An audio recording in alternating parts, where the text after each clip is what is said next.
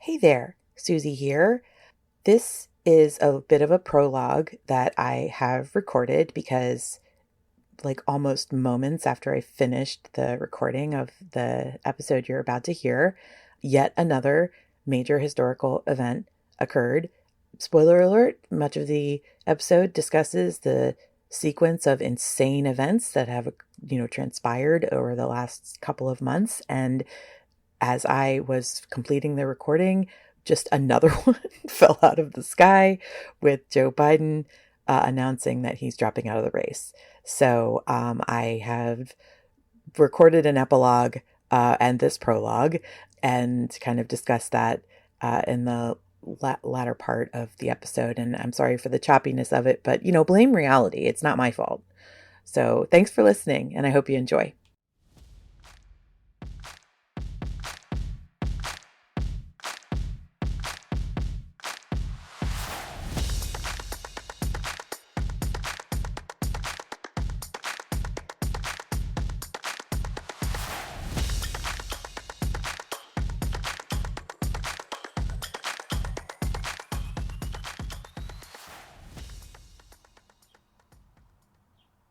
Hello, welcome.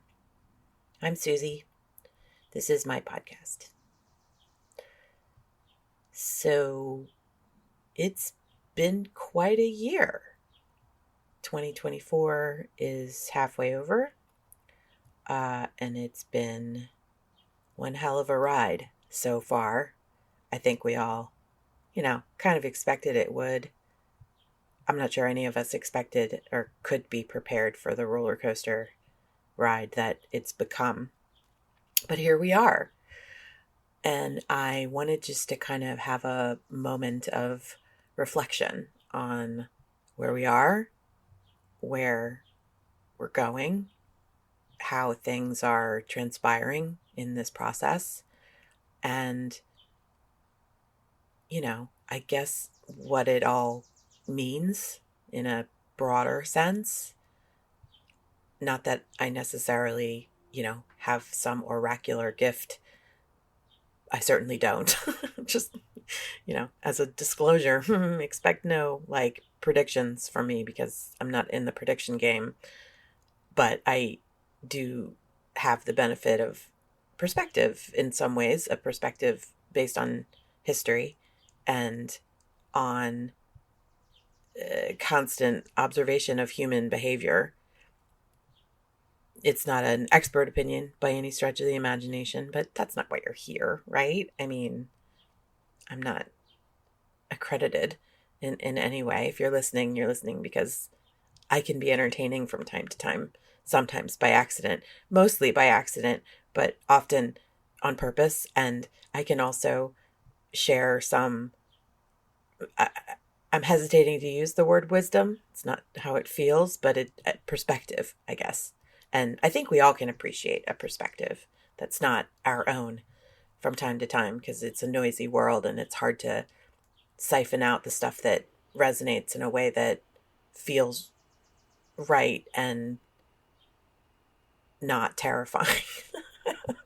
And I tend not to lean towards the terrifying. Even in my most nihilistic moments, I tend not to assume the worst will happen because it's just as likely that something else will happen that isn't quite so bad. So with that, I want to talk a little bit about just the last 8 weeks because, yikes, the last 8 weeks has been astounding in many respects. And for a lot of reasons, not merely because of what has transpired in that period, but also because it seems like Americans are exhausted and can't even process the weight and the gravity of everything that's happening. And so our tendency via a road of adaptation seems to be to kind of normalize it in a way that makes it feel banal when in fact it's a fucking bonkers. And that's an interesting pattern of behavior, I guess. And I think, merits exploration. I'm not sure I'm worthy of that necessarily. exploration here, but again, I can certainly comment on my observation of it, and in my experience, kind of just observing what's happening can demystify it in some ways, even if you may not fully understand the source of it or its origins, or, why it occurs the way that it does. You can at least gain some comfort in knowing that there is something happening, and you can sort of recognize it and, think about it a little bit. So it's not this like kind of boogeyman, like chaos of like, what's happening? So, since May, okay, it's July now, it's late July, and since, sort of mid to late May, the following historical things have occurred. The first in the timeline, and I think the most obviously like holy shit thing, was that the former president of the United States was put on trial, and was convicted for election interference and fraudulent business records. And that's not nothing. Like, that's intense. That's never happened before. I mean, I guess we all know the sort of weary joke we all make about how the word unprecedented has lost all meaning. But, in a certain context, it is unprecedented. Nothing like that has ever happened in American politics. And then when you kind of place on top of that the fact that it didn't seem to make any sort of difference to voters, woof, that's something, right? That's a query. That's like, why is that happening? I think it's weird. I do. I think it's weird. It's not customary for Americans to, in their politics, be so forgiving of the breaking of laws in such an overt and in such a way that flouts, any presumption of having to follow the rule of law, like this declaration that this individual, Trump, is somehow not subject to laws in the same way that everybody else is. And that is, I think, genuinely perplexing, but it also is telling, right? The narrative that, people have spun around Trump, when it's kind of, if you sort of separate yourself emotionally, kind of like robot yourself, right, into observing, what's happening, he's, first of all, demonstrably just crazy. I mean, that man is crazy, but he just is a liar. Like, all he does is lie, and everyone acknowledges it. Even his followers, they forgive him for it because they attribute it to, kind of a performative sensibility. But the conflict in that point of view is that, a person who lies in the way that Trump lies can't be trusted in any respect. Like, you can't believe anything that he says, and yet they cling to the things that he says that resonate with their perspectives at, as a place of safety for them. And again, I think that's telling, in terms of the fear that people have about the way the world is changing. And, I think that we should listen to that and not, diminish it in the otherness of enmity and adversity. But be that as it may, it's huge. It's a massive deal. And the fact that now literally no one is talking about it, thinking about it, or, in any other regard, like feeling any type of way about the conviction of a former president, has to do with the following historical thing that occurred, which happened in the middle of June. And that was the very weird and like awkwardly timed presidential debate that occurred prior to any candidates having been nominated by their party. They had sort of de facto nominations and just decided to have a debate, also a debate that was not administered or monitored by the sort of body that has done presidential debates since their inception. They really just kind of bypassed that whole process. They're like, man, we don't want to mess with you guys. We're going to do it on our own. And the results were disastrous. In like every possible way that you look at it, the results were disastrous. And the way that the public responded, I think, echoes what I think the conventional wisdom is these days that no one likes either candidate and feels like this just is a absolute shit trash election. And, why? On the one hand, you had Trump doing Trump. He performed in a very solid way and had the contrast between he and his opponent been a more traditional kind of like, living up to expectation, type of exchange, the news would still have been centered upon Trump being fucking crazy and a liar. He just lied through the whole thing. And, just to linger on that for a moment, this is a debate. So if, someone is going to just deny factual reality and continuously lie, then their opponent is already on the back foot by having to counter the lies that are being uttered by their opponent instead of covering what they themselves want to cover in terms of policy and, vision for, their administration. So that's already a mess.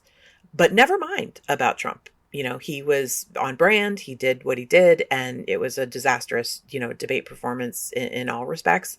But by contrast to the current president, Joseph Biden, he was an Olympic, debate gold medalist Trump. He did beautifully by comparison, because Biden fell apart. I really don't know. I almost don't even want to waste wind on it, because that's just everything that people have been thinking about up until the next major historical events that occurred. I'm going to talk about this though, because the thing that happened immediately after the debate, immediately, that night, was the splintering of the Democratic Party. Up until the debate, I think there was some consensus on, yeah, Joe Biden's old, and, it's showing, right? His age is very clear. It doesn't live up to the partisan rhetoric that he's this doddering old codger that people are Weekend at Bernie style, propping up, and, he's just completely off his nut. That's not what's happening. You can see his difficulty in articulation, which is a pretty normal, age thing. There just are aging changes that, are hard to see. They're hard and not preferable, I think, for literally any person. No one wants, an 80-year-old leading the most powerful nation on earth. Let's just be frank about it. Let's just be honest about that. No one wants that. And for reasons, right? I'll talk about that. But that seems to be consensus, even amongst the people, myself included. I would much rather have a younger, more vital, person in that position. But that's not what's happened. And I think that the Democratic Party and liberals in general are having this just pants crapping moment of panic, because they're seeing that the rest of the country is oh no, this can't be. And that means that the chances of Trump actually winning in the election, which, we've been split right down the middle. Every poll for the last 6 months has been within the margin of error for either side, split right down the middle. And does seem to be this sensibility that we as a party have to respond to voter sentiment by bringing somebody younger into the picture. But there lies the rub, because it's not the default position for the party is not, oh, well, it's Kamala. We've got to just let Kamala, take the reins. It's somebody. Then there's a lot of talk about potentially an open Democratic convention in August. I personally don't see that happening, but there's a lot of conversation about that. And, that too is an interesting moment, that the vice president, the de facto heir to the presidency in the event of the president's, death or incapacitation or what have you, is the vice president, Kamala Harris. But that is not the political calculation that's being made by many Democrats. It's that Kamala is so disliked, that she doesn't poll well, that, there's race issues, there's gender issues, she can't win. And so the Democratic Party is just like, just fractured, like completely split, because there are those people who are like, doy, it's fucking Kamala, and then others that are like, is it though? So that is problematic in a moment where your decision tree sort of starts to prune out as we get closer and closer to the election. I think that it's deeply problematic that the party can't even agree on who would step in at this late stage of the game, right? Which that too speaks to the calculation on, from electoral perspective, that Trump does seem to gain momentum as the Democratic Party sort of stalls out. And that's a problem in my perspective. But wait, because that conversation relating to the debate, while it didn't die out, completely in the shadow of the next major historical things to happen, it did quiet quite a bit, because there were, as we expected, some decisions from the Supreme Court which were perplexing, but also not unexpected and deeply disappointing. Two of which in particular I'd like to touch on briefly. The first of which is the overturning of the Chevron doctrine. The Chevron doctrine emitted from a court case that was a SCOTUS case decided in 1984. The case was Chevron v. the Natural Resources Defense Council.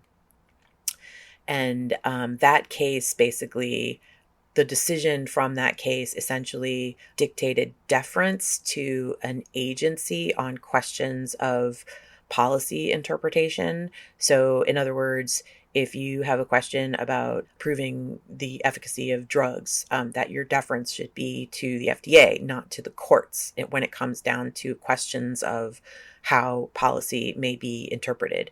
And Chevron, was a longstanding affirmation of sort of institutional knowledge for, particularly for specialized agencies. The FDA is a good example, but there are others, obviously, like agriculture and, commerce, etc. And the overturning of that ruling in the recent case, which is so aptly named Relentless v. Department of Commerce, says that, that in fact, it's the courts that need to decide now. So if there are, deep and technical disagreements about some policy aspects, then the interpretation of that will not fall to the institutions themselves, but the court will decide who's right. That's terrifying. Honestly, that's terrifying, particularly if you're a woman, and because you've seen the erosion of reproductive rights over the last few years in ways that are starting to bear, strange fruit, and in like, kind of terrifying ways. So the idea that we can then sort of expand that posture to other things, it just is not promising, I guess, in my perspective. But I think that the fact that the Relentless case, was the overturning of a previous court precedent, as Dobbs was the overturning of a previous court precedent, demonstrates a moment in time. And I'll talk about this kind of towards the end, but I think that, that doesn't mean that it's all over, right? It just means that, there's some wood to chop. The second significant court case that I want to kind of touch upon is obviously the Trump versus the United States case on the decision of presidential immunity. And in essence, the court kind of kicked it back to the circuit court, but with the posture that, the president has some degree of immunity so long as there's, a presidential, like an official act, but it fails to sort of determine what an official act may be, begging the question, like, who gets to decide, right?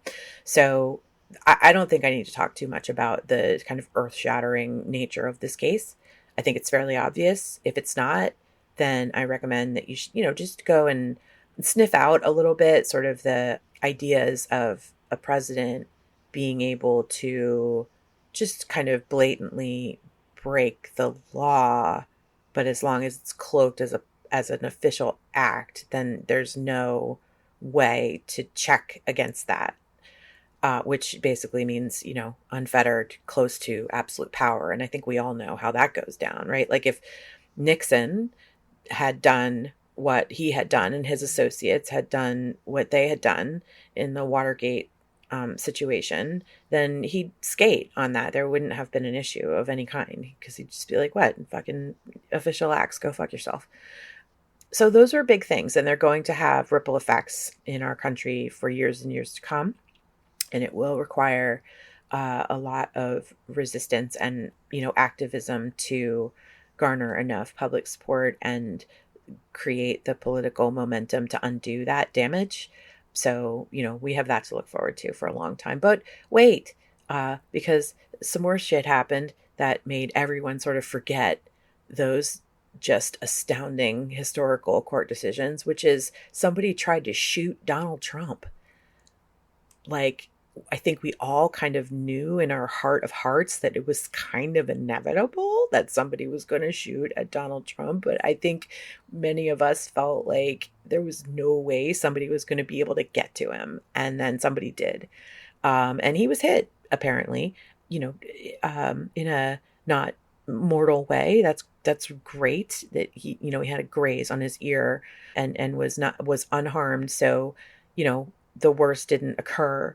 But that happened, and no one knows why. I mean, they've identified the guy, and they actually killed the guy on the scene, but no one has any idea what his motivations were. And I think that question is problematic for a lot of people. And it also begs the question is like, are there more out there? Like, people who legitimately will act on this impulse to assassinate, and will it just be Trump? Will it be Biden? Like, what about other politicians? I mean, have the floodgates now opened to, open political violence? I think that's an open question. I don't think so, but I don't know. So it's very, disconcerting.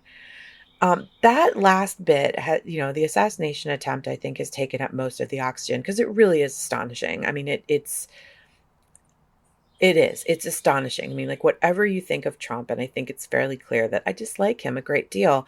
I don't wish him dead. Not really. I certainly don't wish him dead, at the end of a rifle. I don't want him to have the influence that he has, but he does. I don't want him to accede to any form of power, but he might. I don't wish him dead. I just wish he were gone.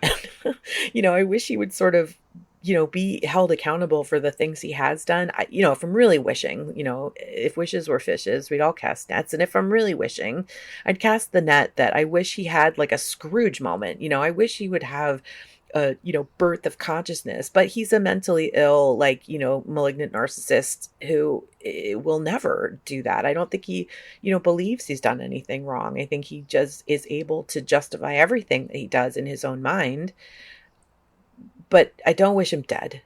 And I think most people kind of feel that way. They just wish he would sort of wink out of existence. People who dislike him, I think, would be like, ugh, it would be better if he just like poof, like vanished. But, we all know that's not a possibility. But I think that if we celebrate in any way the attempted assassination, I think we lower ourselves, if I'm honest, to a kind of debased schadenfreude, right? Like a tendency to otherism in a way that becomes very dangerous because it introduces sort of a permissive quality that, if we're going to be like, oh, thank goodness somebody got him, right? Then, what's to stop anybody from trying to do the same thing with somebody that they believe, who they deeply dislike, The final thing that occurred in this last 8 weeks is less historical in nature, but notable nevertheless, which is the Republican National Convention that occurred in Milwaukee, Wisconsin, in this last week, I think it was. And during that convention, Trump finally named a running mate, and he chose the Ohio Senator and former author J.D. Vance. And I think that's notable for the specific reason that it's weird. And here's why I think it's weird. The custom in the selection of a vice president tends to lean towards either covering a section of gettable voters who you might not have access to otherwise, or to cement a diversity. And I don't mean that in like a DEI way. I mean that in the sense of like political ideology diversity that, again, like kind of reaches out to makes you slightly more palatable to people who may not vote for you, but who would support your presidency. And JD Vance is a signal, I think, because of his extreme nature, that the president is confident, the former president that is confident that he will win. And it is an affirmation of the extreme nature of the politics to come. And that's not great. That's not great. I don't love that. But once again, here we are. So all of these things have happened, and many, if not all of them, represent trauma to the American voter. And I I have a suspicion that people are sort of over the idea of hearing about trauma, because we don't train people how to deal with trauma.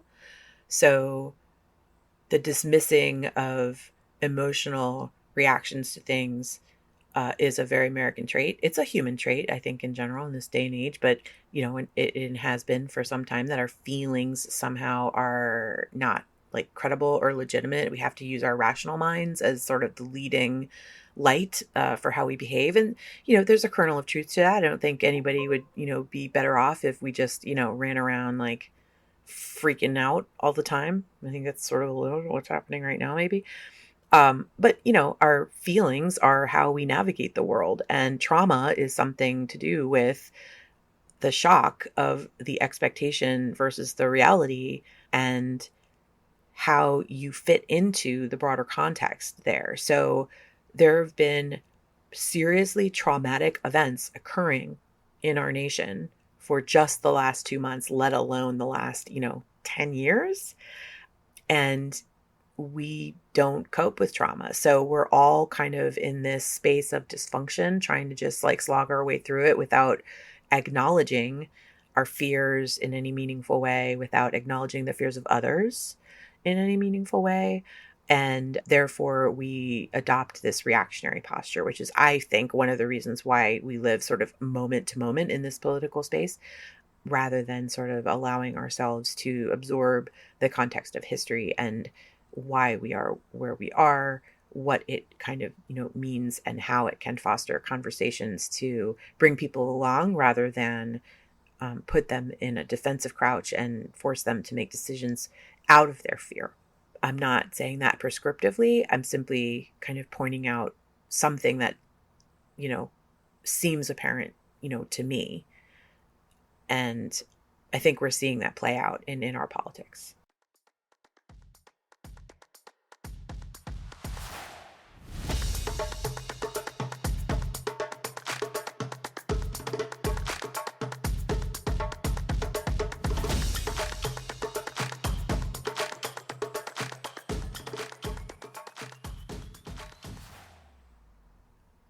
It's time for an obligatory note about the media. In the moments post-debate, the liberal media space exploded. Everybody just lost their freaking minds, just panic. People just panicked. There was this panicked feeling amongst American citizens within, who have Democratic leanings. I don't know what the reaction was on the right, to be honest. I think it affirmed much of what they already thought. Personally, I think that it was just a combination of bad factors. I take, Joe Biden at his word that he, did have an off night. And I think that most of his post-debate performance has sort of, borne that out a bit, that, he, he says he wasn't feeling well. He said he was on cold medicine. He had been traveling like all over the world in the week prior to the debate. He is 81 years old. And it was a very strange, kind of debate setup, like no audience, mic cut off, 2-minute limits on, that was like sort of the longest form answer you could give was within, 2 minutes. So not an ideal setting for a person who has a stutter, who is at his best when he has, the energy to feed off of a crowd. So, he did poorly. Oh God, boy, that was really bad. So, but again, just to clarify, like I personally don't view that as like oh no, like Joe Biden can't be president. Like he actively is the president, you guys. Like, he's still doing the job right now and he's doing fine. So I'm not, I don't quibble. And frankly, if he says that he can do it, I gotta take him at his word. I gotta believe it. I just speaking for myself. He seems like he's got a grip. He seems other types of ways too. I'm going to speak about that a little bit more, but just to kind of clarify, like my position, I am not suggesting that Joe Biden should drop out of the race. I have feelings that, not relating to Joe Biden, that if he does, we have a really problematic moment to wade through. And I doubt our capabilities to do that in a collective way that results in what we want as a party. So I think that the media had this kind of amplification moment in the space, like immediately post debate, pre-Trump assassination attempt, where the panic was just like being, broadcast. You started to see more and more media punditry relating to, it was just obvious to them that Biden should step aside. There was a lot of, meetings on the Hill, a lot of kind of closed door conversations about what should we tell Joe Biden to do, which is funny because Joe Biden's going to fucking do what Joe Biden wants to do. He doesn't necessarily, he doesn't have to follow the whims and the preferences of the party. He gets to do what he wants. That's what it is to be American. You're free to fuck up. And I'm not saying it is a fuck up. I'm not saying that. It might be. I don't know. I really don't. There's a lot to pick apart here. But I just wanted to kind of like shine a spotlight on one thing on liberal media, which is to say that after, Trump was shot, which happened on a Saturday, the Monday after that shooting, MSNBC pulled its like anchor morning program. It's called Morning Joe. They pulled it from the air and they offered, really no explanation as to why that they did it. And the NBC execs claimed that they did it to prevent the airing of any kind of inflammatory rhetoric during what was really like a fraught political moment. And all of the, kind of news anchor people were so incensed by this. They were so indignant and just like self-righteous about it. And how dare they silence us? And, it was very, I don't even know. I'm not even sure the adjective I want to use in reference to this reaction. But what perplexed me about it is I feel like the NBC execs had a point, right? Like there was an actual assassination attempt on a presidential candidate during one of the arguably most divisive political moments in American history. And we had no idea why it happened. We barely knew anything about who did it. We know still nothing about the motives of this person. And if you've ever watched the Morning Joe program, you may know that they don't shrink from opining and in the harshest, liberal terms at painting opposition with a negative brush in the sense of their stupidity, their ineptitude, their bad action, their lies and their paranoia and all of these other things. Like that program in particular is very vocal about the position on the left that the current Republican Party is, in their view, destroying America, which is interesting because that is precisely the view of its opposition, of the hard line of the Republican Party, that liberal establishment is out to destroy the country. None of these things are true. No one's out to destroy anything or anyone. I mean, you may say that there are, factions or individuals who have, violent intention even, but that's, I don't think that in any real way, an average person, be they liberal or conservative, have the express intention of like wiping out every other person who doesn't agree with them. I just don't believe that. I just don't. I mean, do those people exist? Maybe. I haven't met any, really. And furthermore, let's just acknowledge that people say a lot of shit. Does it necessarily represent like what's in their heart of hearts at all moments? No, I don't believe that it does. So I think that even if you were to look at a person in a video on YouTube with a radical reaction or a response or a, demonstrative like political anger, be it liberal, or conservative, that moment in time does not necessarily define their entire worldview. And I think that that's extremely important, to keep in mind, because you can't just boil somebody down to a single moment in time.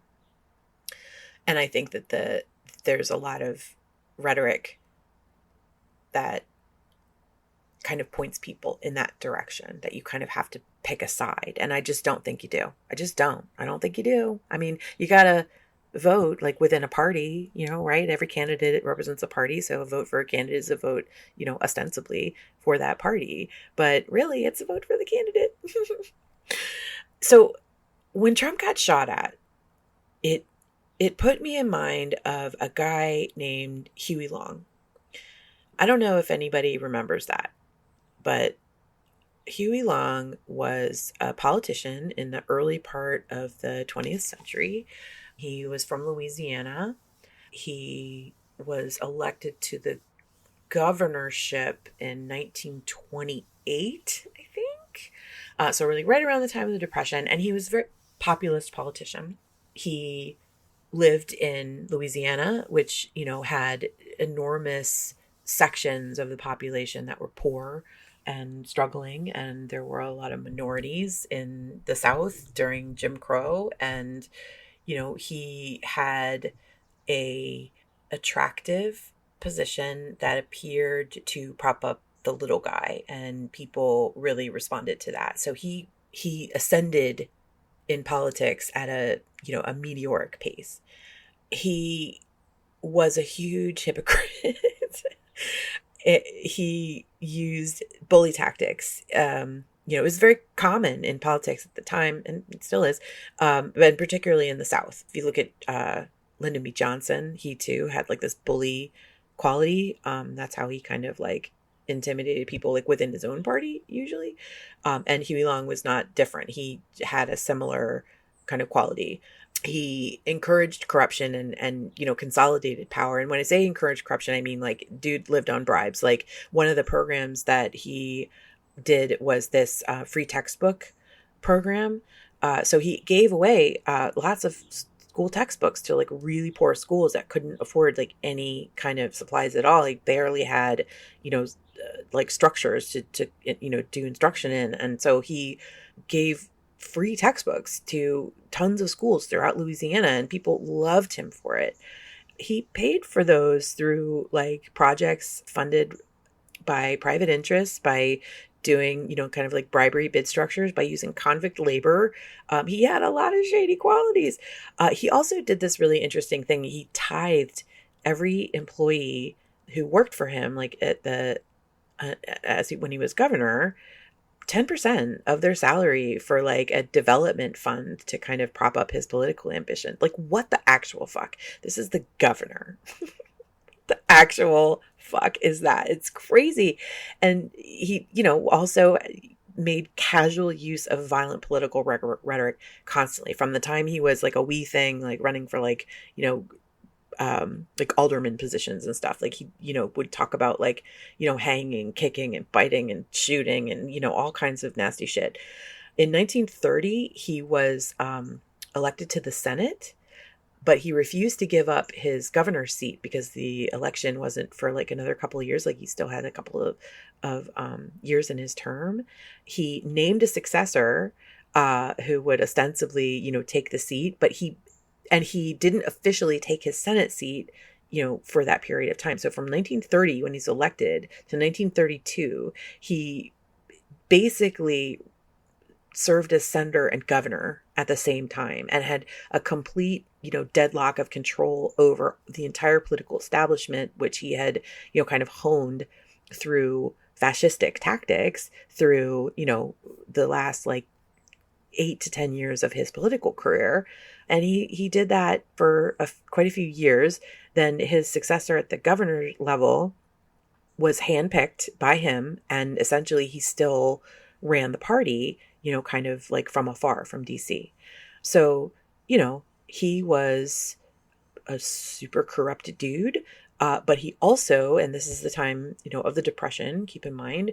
So one of the things that he really tried to do and spent a lot of time lobbying on and doing public speaking on and gaining national support for was a platform he called Share the Wealth, which was a socialistic policy of kind of like taking in resources from, every level of like private and public endeavor and pooling it all together and then deciding who to distribute it to and who was worthy and, etc. So it was a essentially communist program that he was describing, and Americans loved it because, again, it was the Depression and nobody had shit. And he was talking about giving away free money and people were like, hell yeah, sign me up.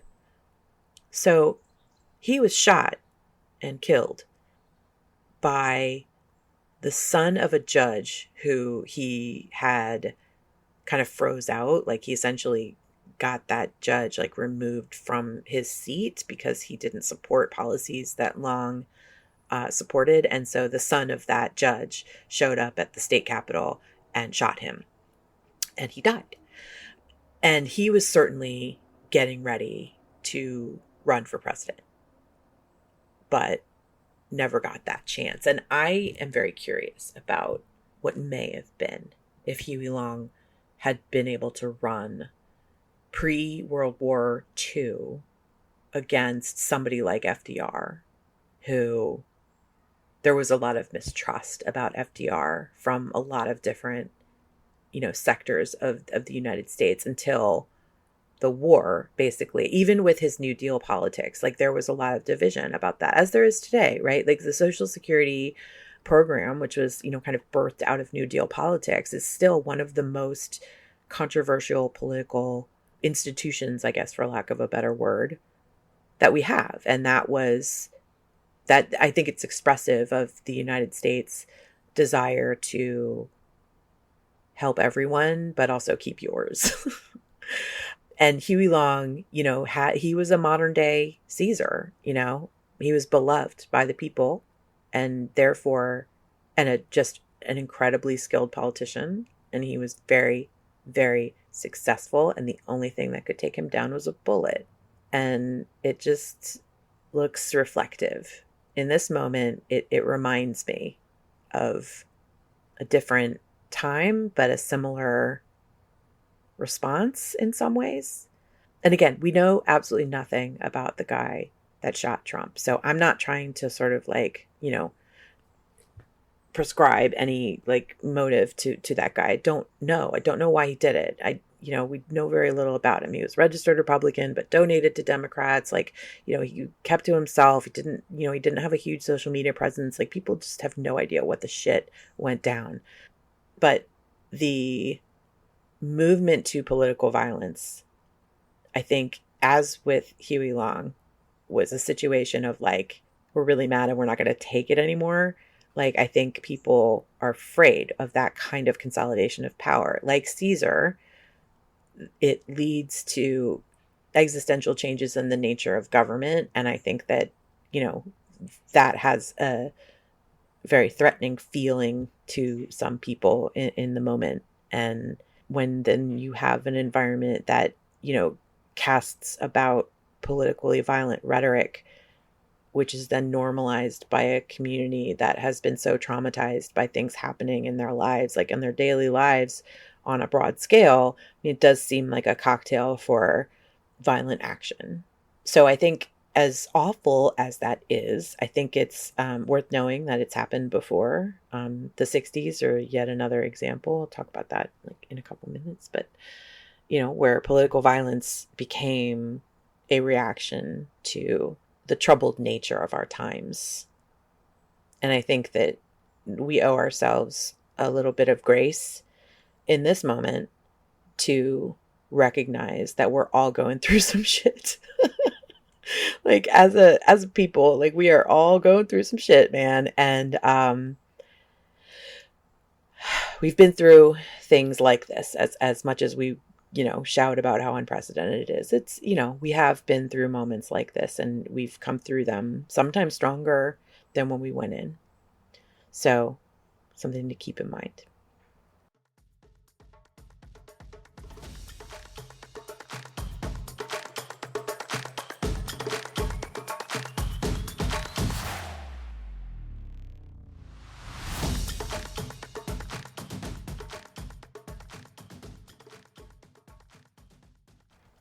So I kind of want to circle back to Biden and the post debate, you know, vibe. And I want to talk a little bit about this age issue, which I've touched upon before. Unpopular opinion. I'm not that concerned about Biden's age. I'm just not. I don't know. My family has, I guess, it tends towards longevity. So I'm used to old people, and I'm used to old people that are fucking sharp and you can't get away with shit, even though they seem frail. They're like on you. So my experience of the elderly may not be representative. And I think, as I'll kind of touch upon in a minute, as a culture, we have a big old problem with age, y'all. I mean, we don't like it. We don't want it. We want eternal youth, and we resent people who get old. And that's weird. I think that's weird. It's very counter to what has come before. I want to talk about that in a little bit. But first, a gentle reminder that Joseph Biden, at 81 years old, is the current president of the United States, and he is also running for president of the United States. These are two full-time jobs, and they're very different jobs, and they're very hard jobs. And he's doing both of them at the same time. And I think that's going to affect anybody's performance. It certainly has a tendency to do so if you look back at the track record of incumbent president debate performances. They all tend to suck it first debate in one way or another, for reasons. But a lot of it, I think, is that their time and their attention is largely focused on the job that they have, in a little more than the job that they are trying to keep. So I just think that that's important to keep in mind. And I think similarly, and by contrast, it's still important to keep in mind that Donald Trump and sort of MAGA Republicans, putting that in air quotes because I hate it, I think it's weird and I don't like it. But that whole gang of folks is, and forgive me for bombastic rhetoric here, but they're fucking still crazy. They're crazy. There's a decided lack of acknowledgement of reality, in my view, towards a need for consolidation of power. And they are willing to sacrifice people to get power, to keep power. And there's been a kernel of that in American politics, probably politics globally writ large forever. But in American politics is what I can speak to because that's what I know. And I think that there's always been some of that callousness in politics, but it's like next level shit right now. It is, and it does sort of harken back to, in my view, really problematic times in our past, like around the civil rights movement, around the beginning of the falling of Jim Crow, back to Reconstruction. There's been elements of this in American culture since our inception, but the level of manipulative, propagandistic, social media centered dialogue that is trying to create this adversarial tone in politics that is different, I guess, a different tone to it than before. I think it's strange. It's a strange moment, but it is still, again, reflective of places where we've been in our politics before. And I take some hope from that. But the age issue in particular, I want to kind of touch on that because as I said, I think as Americans we are distinctive in our like disdain for the elderly and for aging, kind of like as a rule. We're a youth obsessed culture, more so than any other culture on earth, I think. And I grant that there's a problematic element to, gerontocracy, right? Like, I think that having old people, like deeply old people, like exclusively in power in a fast moving, kind of technologically based culture is problematic. There's a lot of problems to that, even if it's well meaning, right? Like there's a protective quality, like, through our age and experience, like we know and can, help shape people, that's very sweet, and I think that there's something to that. But it's also true to say that the world moves extremely fast, and as people get older, they do tend to lose touch a little bit. Not as a rule, not exclusively, but I think that that's a tendency that the elderly do tend to, through that vast like lens of experience, they find it more difficult to stay very current with the sort of pulse of the zeitgeist, if you will. That's one of the reasons why trends tend to like center around the young. They're more adaptable, they're more resilient, they can move a little bit faster. So, that's I'm going to go ahead and say that that's a thing, right? It's problematic that the elderly should be in control of our destiny as a nation. Sure.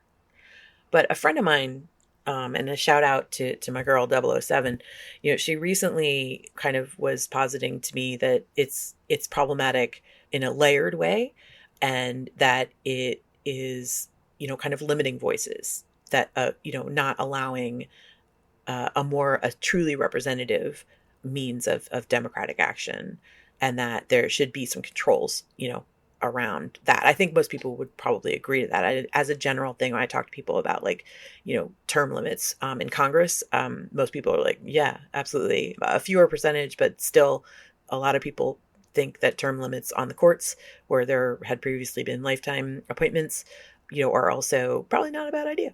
Like, term limits, right, that would help to prevent the career kind of like Methuselah like political stranglehold that previous political classes will hold on to for a longer period of time. I think that there is absolutely something to that. But I also think that the reason why we have a lot of old people who maintain power is the result of the consolidation of power into a political class. I mean, as much as we are a self-governed nation, I'd say, we're a nation of 300 million people right now, and not a huge portion of them are like, I'm going to run for office. I really need to take a part in this, democratic experiment. We really kind of go, woof, you guys can handle that. Like the political class, like we're going to let you have that. And, as I kind of alluded to, I think this idea of like a council of elders has been a default position throughout the world until America came on the scene and went, old people suck. Like, we don't want to listen to them. Like they're not in touch. Like, that's weird when you compare it to how cultures throughout history have like revered the wisdom of their elders. And we just think they're a waste. And like, woof, like that's a mixed, kind of thing. And I think it's creating a lens of despair for people, because the equivalency there is that old is weak and that strong is good. As Americans, like we want strength. Now, I prefer strength of intellect. Like, I prefer strength of intellectual curiosity. I prefer strength of compassion. I prefer strength of empathy, and strength for the analytic capacity to take one's own ego out of an equation and govern in the perspective of a person who has the interests of the many in mind. But, a lot of people see it different, that youth and vitality are what fuel our success as a nation.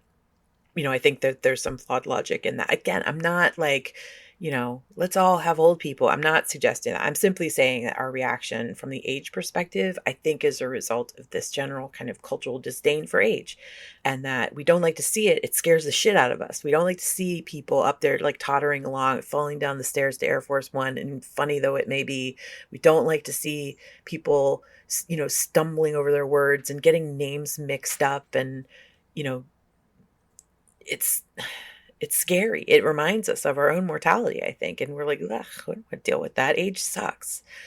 But there you have it. And it's a cliched thing, but like FDR, they say, if TV had been like a main thing and FDR had been seen in a wheelchair, and he wasn't elderly, but like he was, he was impaired, and if people were able to see that he never would have been elected president. I don't know how true that is. I suspect it's pretty true, because people, the way they thought about disabilities was very different than the way we think about them now. And, I think we treat age in a similar way. And it's also really hard to disguise. Like you can't like cover it up. Even if, no amount of bronzer is going to cover up the elderliness of a person. So I think that that's something that's worthwhile to keep in mind. And here's why. I don't think Joe Biden is going to drop out of this race. I'm not sure that any amount of pressure from the Democratic Party will persuade him, because I think that he believes deeply in his heart of hearts that he's the only guy that can beat Trump. I don't know how true that is, but I do feel that in this particular moment, here we are coming up on August. So that's, 3 months until the election. There's something like 100 days until the election. I have zero confidence that a splintered Democratic Party can find a single voice that they can get behind and then also persuade the American voters that that person is worthy of their support. I don't think it can be done. I just don't believe it, particularly in a moment of time when everybody's in trauma response mode. We're not thinking broadly. We're thinking moment to moment. It's fight or flight. That is not an environment in which we should be rolling the dice, in my opinion. Now, all that said, I also believe we face the diminished chance of Joe Biden, assuming he stays in the race, of winning for all of the reasons that I've said before, mostly to do with the fact that people think he's too old. So I think Joe Biden is like an honorable man, capital H, capital M. And I think that he believes very deeply that he can do this, and that whether it's true or not, he believes it. And I think he also believes the same political calculation that I believe, that there's no way the Democratic Party can recover at this late stage to get behind another candidate who would inspire enough support from the electorate. I have a certain amount of belief that people understand the nature of the next Trump presidency, and that the prospect of that is discouragement enough that, many people like me would vote for a bobblehead before they voted for Trump. But maybe not. I don't know. I'm not in, like I said, I'm not in the prediction business. I don't know what will happen. What happens if Trump wins? I think that there will be swift action in the form of many, many executive orders overturning the previous administration's progress in a number of ways. I think that there is likely to be further entrenchment in certain anti-democratic values being inserted into policy positions at various points in the government. I think that there'll be some insidious erosion to the state's ability to support its constituencies on, kind of an equal footing. As problematic as that is now, I would expect further erosion of that process. And by that, I mean things like, voting rights will continue to be eroded. The ability for the state to provide support for people who may be struggling with addictions, with disabilities, with health issues in general, like healthcare in general, I think is going to become a flashpoint again under a Trump presidency. But I also think that there will continue to be a resistance. It may even calcify into like a honest to goodness type of resistance. I think that there will still be Democrats in Congress, in the Senate, in the House. I think there will still be political processes. I don't expect that there will be this sort of dictatorial switch that's flipped. I think it will take some time. And I think that that resistance will be robust enough to prevent a next 4-year term from becoming a third 4-year term or, anything else. I think that that resistance will probably calcify in a way that the pendulum swings back to center.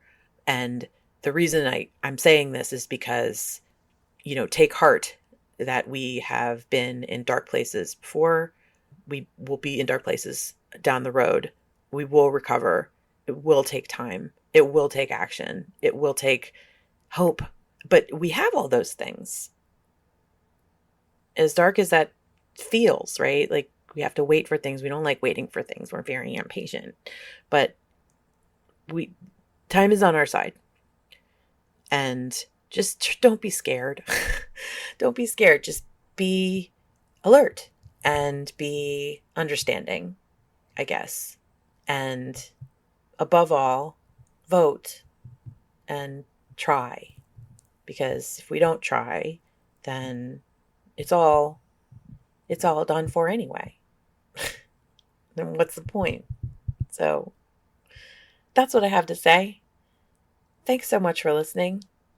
It was a long one. Thanks for sticking with me. I love you for that. Okay, bye.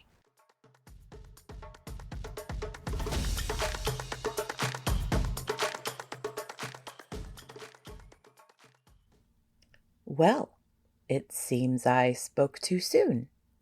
In keeping with the utter insanity of the year, within hours of completing the recording of this episode, Joe Biden announced he's dropping out of the race. So that happened.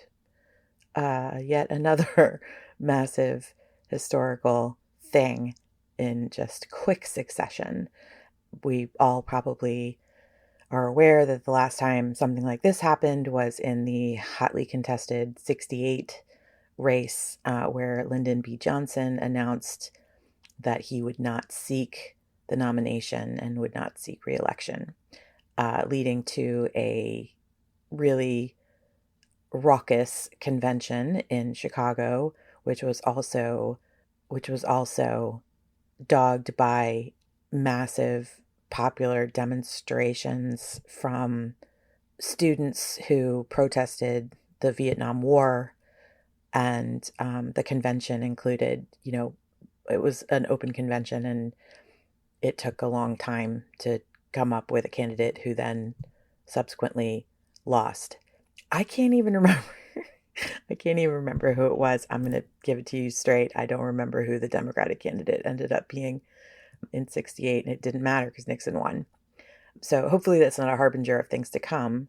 I think, again, as you can surmise, I'm surprised. I'm shocked that Joe Biden dropped out. And I do see it as one of those kind of honorable man, capital H, capital M moves, that he said that he would not consider dropping out unless he had pretty discernible evidence that there was no way for him to win. And that's what was happening. And apparently he saw that information, and, some people close to him made the case, and he made the very difficult decision to drop out. And that surprises me because I think he's proud. I think he's a proud man. And I think that he still believes in his heart that he could beat Donald Trump and that he's up for the job of being president. But I think that his acknowledgement of everyone else's serious questions relating to his success, either to win the election or to govern as president, and a severe elderly person, I think that demonstrates strength of character, that he was willing to, put his pride aside and, step aside As mentioned, there was not, an immediate kind of naming of Vice President Harris as the heir apparent, but I think the vibe is there that, we've seen already, like within 24 hours, a significant rallying of support for Vice President Harris. And I think the coming days and weeks of polling and focus groups and, campaign events will give us some indication on how much this is going to move the base, how much this is going to move, persuadable voters, and how much it's going to energize the right in opposition and whatever new and horrific tactics they may undertake. So we've seen significant donor support for Kamala Harris. That's great. So, they've got a significant war chest. She has, both the benefit and the disadvantage of incumbency, but early signs indicate a really major shift in energy in the race. And there does seem to be kind of a collective sigh of relief. And I think that's good. I think that that's a healing moment. And I'm very hopeful that people can get behind the vice president. Also, I just, and I do this a lot when I record, I kind of, say things. And in this episode in particular, which was, pretty much entirely unscripted, I just kind of, was going from the top of my head and some, hastily jotted down notes. And so I feel like my message of hope also didn't clarify the consequences of a potential Trump MAGA victory. I think that I've made clear in pods over the months that I think it's bad. I think the consequences will be bad.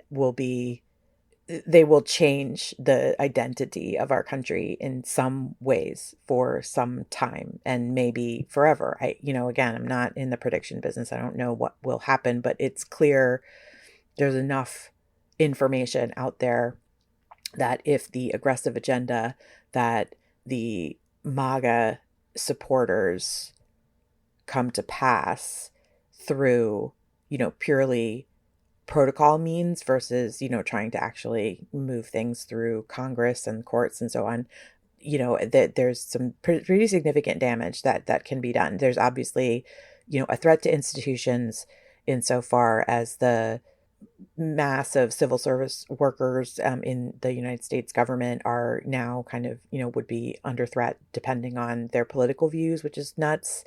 And that has nothing but bad consequences for the people whom those institutions serve. There is now and will continue to be sort of tacit approval of violent political rhetoric and generally anti-democratic practices, which has been sort of a signature of the GOP in the last decade.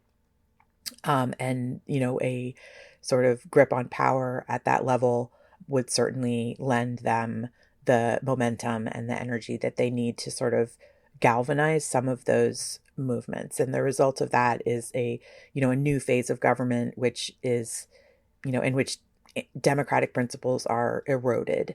And the result of that is, not just theoretical. It is in the cost of human lives. Like, people will die. People will be sick that don't need to be sick, that can't be treated, unnecessarily. People will, be discriminated against. People will lose jobs. People will lose children. People will suffer. It will take generations to come back from. And that is, even worse in light of the potential that a hardcore right-wing kind of MAGA movement would have on the Supreme Court, given that at least 2 of the justices are hoping to retire, which would open 2 seats for, radical activist judges like Thomas and Alito, but younger, so generations on the court, right? Like decades on that court. So, it's all bad. And my hope is that the understanding of the dramatic and radical nature of new Trump administration that had learned lessons from its first try, that the possibility of that is stark enough and kind of scary enough that normal non-political citizens are like, I don't want that. So, let's throw a vote to Kamala. There will be questions. I have significant questions about the way implicit biases will feature in the race. She is a woman. She is a woman of color. America has real mixed feelings about women who seek power. And I mean, the world in general, but America specifically, because, again, that's what I know. We love women and we hate women kind of all at the same time. And we definitely have suspicions about ambitious women, and we punish them for it. And Hillary is a perfect example of that, Hillary Clinton. So, it's, I think there's still reason to hope because, again, I think that, most average citizens with, probably not a lot of effort can recognize the contrast between, a potential administration that wants to continue to strip and erode freedoms in favor of, an in-group versus a party that wants to expand rights, for people and to allow for, a general well-being for everyone and not just a sort of privileged group. So, and specifically white Christian nationalism, which features heavily within the MAGA movement, and all of those things are like the white part, the Christian part, the nationalist part, all of those things represent significant sea changes to what the sort of principles and the ideals that our government is based upon. And I think that most people kind of get that in their bones, like it feels wrong and weird to them. And, so it's a question of, for me, I think at this point, it feels like a question between how much people want to opt for the principles of democracy and the economic and social benefits of that, of continuing the democratic experiment as it has been done for, close to 250 years versus, a kind of cloudy, unknown next thing that no one's really sure because the GOP is not big on a policy platform these days. And their policy platform appears to be this Project 2025 thing. And yeah, as I've spoken about before, that's not great. It's pretty, what's the word? Dastardly? I don't know. I'm not sure the right word to use to apply to it. It's like an evil villain plan. It feels very James Bond villainy. Like to me, it's dark, it's cynical, it's scary, and also nonsensical within the context of American history. So, yeah, that's what I think about that. So thanks again for listening. Appreciate you bearing with me through this weird evolution we're experiencing in this crazy, crazy year. I love you. Thank you. And goodbye.